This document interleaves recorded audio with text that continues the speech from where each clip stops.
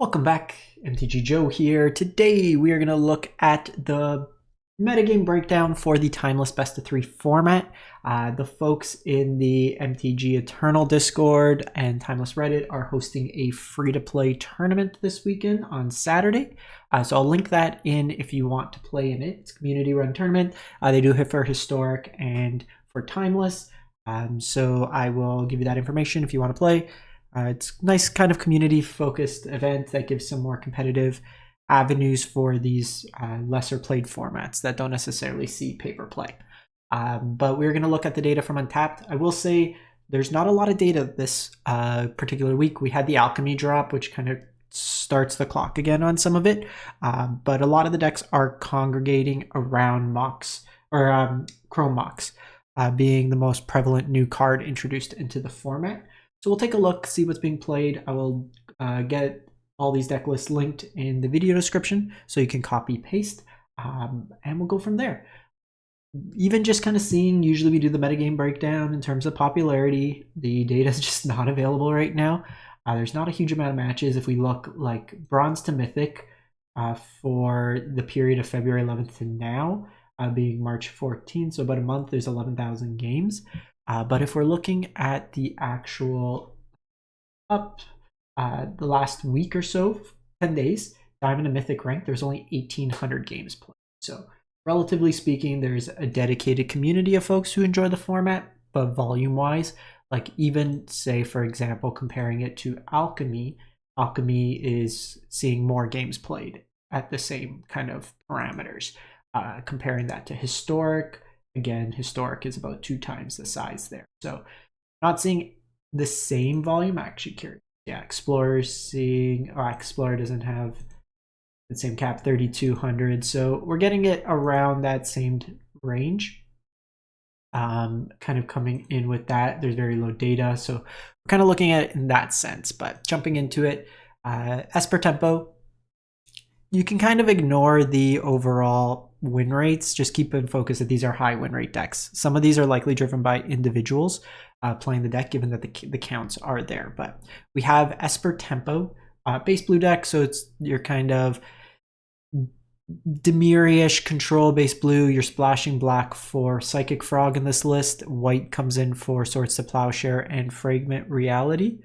And then you have the Flare package. So Phantasmal Shieldback, 1 mana, 1/3. When it becomes a target of spell or ability, sacrifice it. When it dies, draw a card. So it's an early blocker for aggressive decks, and then it's just something you could pitch to Flare Denial to cast for free that also replaces itself in terms of card draw. Interesting, this version is no Bowmasters, just using like Tamios, Psychic Frogs. You have Subtlety as another card to pitch, and then your general kind of control element package. Mystic Sanctuary could put back key cards on top. In your sideboard, Prismatic Ending as a bit more removal, Spell Pierce, Stern Scolding, cheap interaction, Disruptor Flute for the Sorin decks, anything with activated abilities, Orcish Bowmaster in here as another way against the heavy draw decks. This one is a Lurrus Companion, but Lurrus is not set in the Companion zone, so I'll fix that in the actual deck list, but Lurrus should be your companion. You have Toxic Deluge as a sweeper, and then Commandeer to steal the bigger stuff. We have then the Timeless. We have kind of a new take on the Black-White deck. So we've seen Black-White Belcher. That deck's still a strong one. It's actually not showing up in the terms of volume of games. So if we kind of look down the list, I don't think there was any Black-White Belcher that showed up just in terms of game counts, like just going to insufficient data range. But this one, I saw a post on Reddit from some of the folks that were playing this deck to explain it in a little bit more detail. So if you want to see, just go to Reddit Timeless on that. But it's a mashup of the Jet Storm deck and then a Sorin kind of Necro deck. So you have your lines with Dark Ritual, Chrome Mox, just more consistently getting out kind of your combo, if you would. You have Necropotence to draw you cards, Sorin into Elenda, Vein Ripper kind of lines in there as well. And then you have the Nightmare, loop your Priest of Gix to generate kind of pseudo-infinite mana, infinite ETB style effects and death triggers. Without the medallion, you don't technically go infinite with your greedy freebooters or shambling guest. since you just net out 1 mana and then you don't get the same. This will still cost 2 mana to cast. But through that, you'd basically just generate infinite mana and then drain them out with like Vein Ripper, or kind of draw into the rest of your combo that way there. Hand Hate, cheap removal, March against the aggressive decks, also lets you pitch a bunch of stuff from the Necro lines.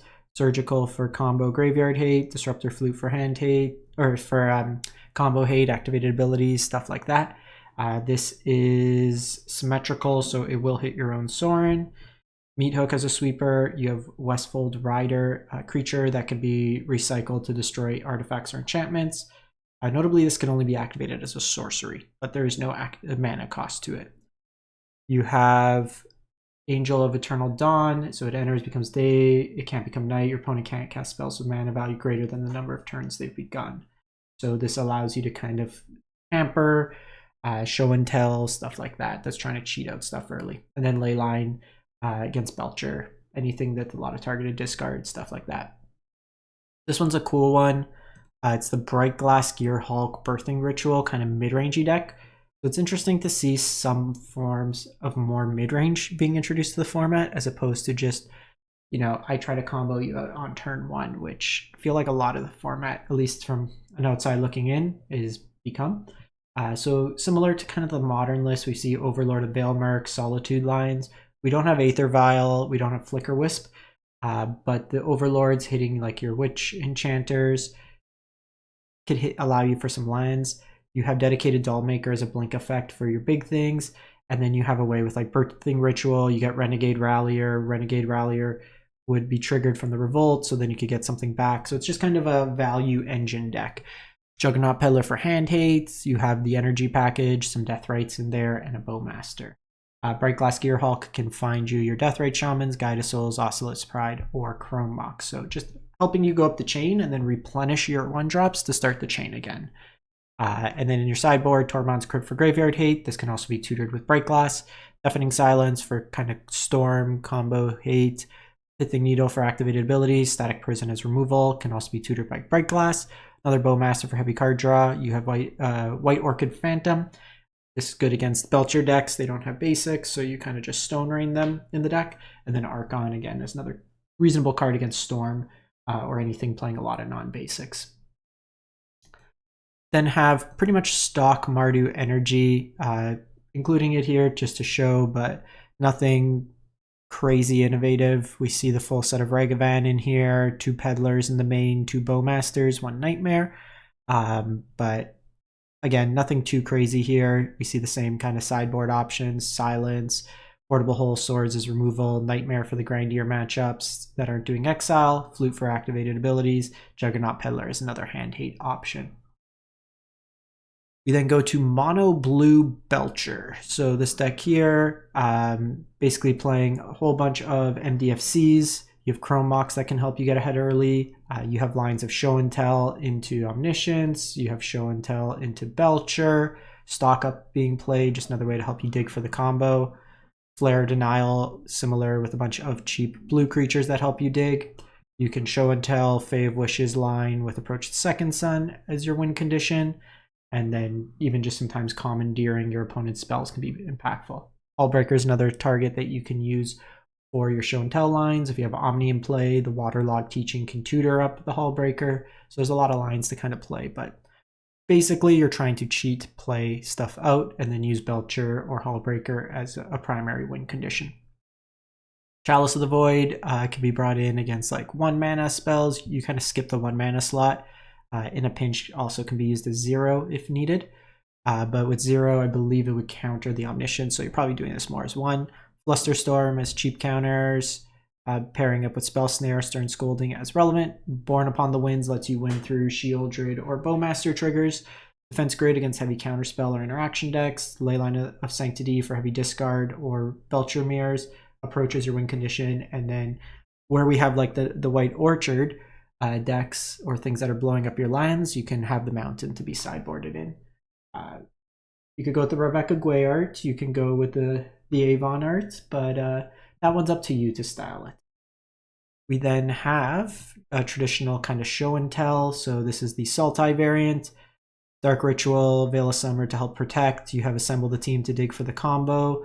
You're going Show and Tell here, ideally Omniscience, and then Mastermind gets you the Approach the Second Sun, and then you just dig into it to cast the second copy, win the game. You also just have Atraxa Hullbreaker as kind of backup plans. Again, the Waterlog can help you dig for certain cards. Your sideboard, Surgicals for Graveyard Hate, Hand Hate, Veil of Summer for protection. Abrupt Decay destroys most of the common hate pieces that would work. Corrosive Grip for the mirrors. Leyline again for Belcher, heavy hand discard effects. Commandeer can steal your opponent's stuff as well. And then lastly, a cool one. This is Sneak and Show. So you have Sneak Attack. I guess no show, so just the sneak part. But you're sneak attacking in some big creatures, ideally Ulamog. You can get it also with Godpharaoh's Gift, so you kind of have two angles here. You can, through Godpharaoh's Gift, you get the Ulamog's ability that comes in. It sees cards in exile, so you get that value. If you have other cards in exile with Sneak Attack, then you also get that same kind of Annihilator effect. But you have Altenac that can be cheated out through Say Its Name, Titan of Industry, and then Inferno Titan blows up stuff, Overlord can blow up stuff, Fury. So some big hitters on the top end. You set up your combo with like Seed of Hope, Malavin Rumble, Say Its Name, Fear of Missing Out. You also just have lines where you can channel on turn 2, Godpharaoh's, Ulamog, whatever it may be in the One Ring. And then you also have the Woodlands as a backup combo. So a lot of different angles you can attack with this deck, but cheating out some fatties. Another Titan for like Show and Tell matchups, stuff like that, hitting enchantment. Endurance for Graveyard Hate. You have Brotherhood's End as a sweeper. Stonebrain for combo hate. Disruptor Flu for activated abilities. For Show and Tell, Omnidex. You have Vexing Bauble, and then Haywire Might for artifact enchantment hate. Again, like I said, there's probably like a Belcher deck, but there's just nothing really showing up in the data right now in terms of Orzhov Belcher. But I would imagine that nothing's changed too much with those. So you have like the kind of blink decks. There's not like a huge amount of stats with these, which makes it a little bit difficult. You have like Ketramos piles in here. But pretty much doing a broken turn 1, 2, 3 combo, or kind of these heavily interactive mid-range decks are usually how you want to attack the format, I would imagine, at this point. In any case, good luck to those competing. We'll catch you next time, and have a great one.